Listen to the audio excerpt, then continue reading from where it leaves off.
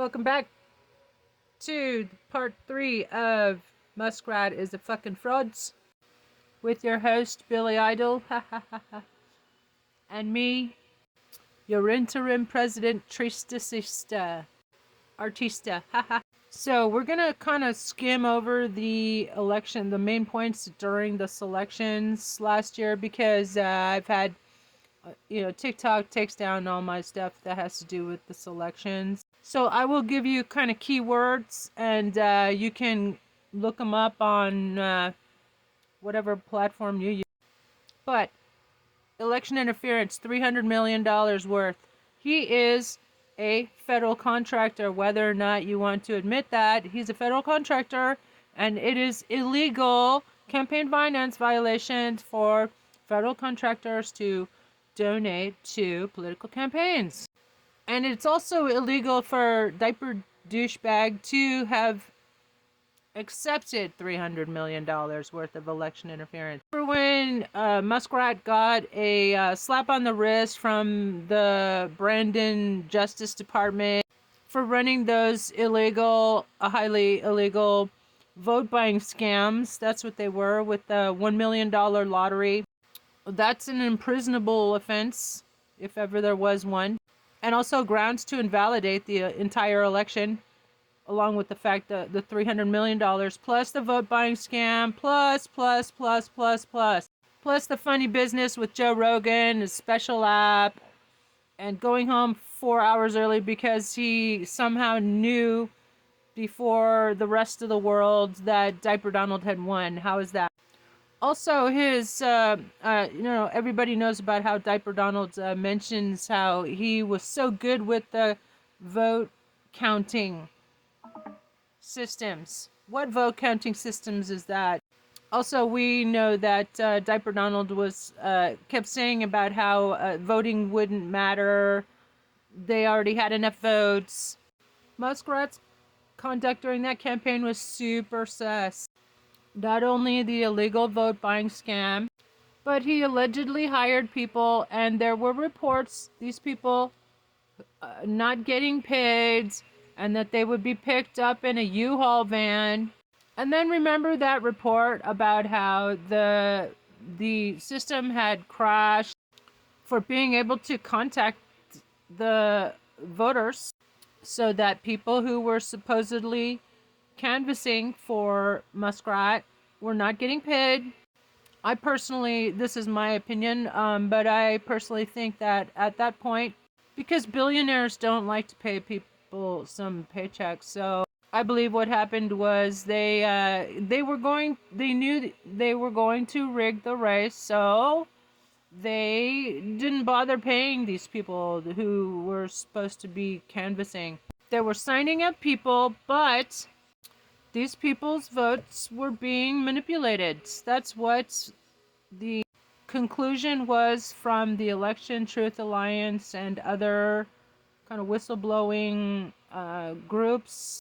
And the whistleblowers themselves, like Jackie Singh and Stephen Spoonamore, formerly Democratic campaign strategists and data scientists, who were calling on Kamala Harris to call for a recount because of all the anomalies that were going on, not to mention the scores of bomb threats that were tied back to Russia, which, in my opinion, those were to shut down the polling stations in Democratic precincts so that the Russians could interfere.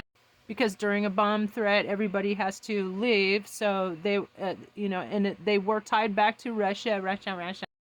And remember how those Russian agents, or like former KGB officials, were talking about, they publicly said right after the election, well, we helped you out, so now you need to return the favor. And everybody knows that 2016 there was Russian interference, and Russia, even though he just what he does.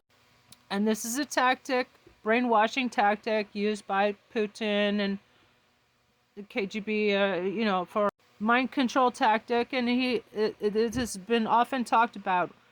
He often quotes this Stalin quote himself, which is to tell the lie until it becomes the truth.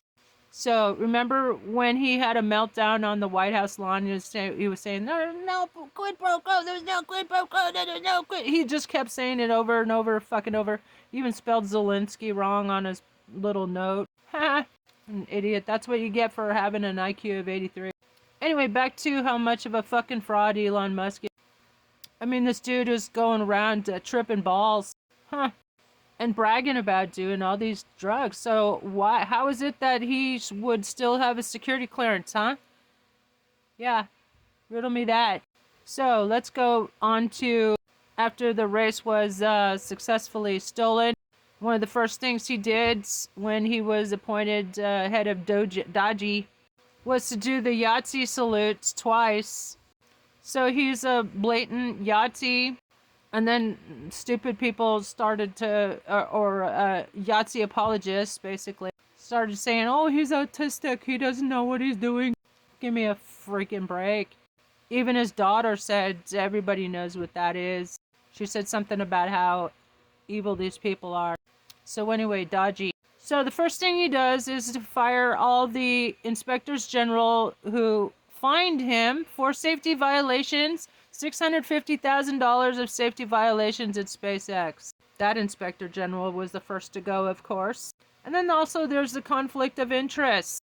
He fired all the people who were involved with kind of Neuralink to make sure that Neuralink was complying with safety regulations. He fired those people right off the bat. And let's talk about Tesla for a moment here. How he tanked Tesla just like all the other things he touches, just like Diaper Donald reversed Midas Tesla. Everything he touches turns to shit.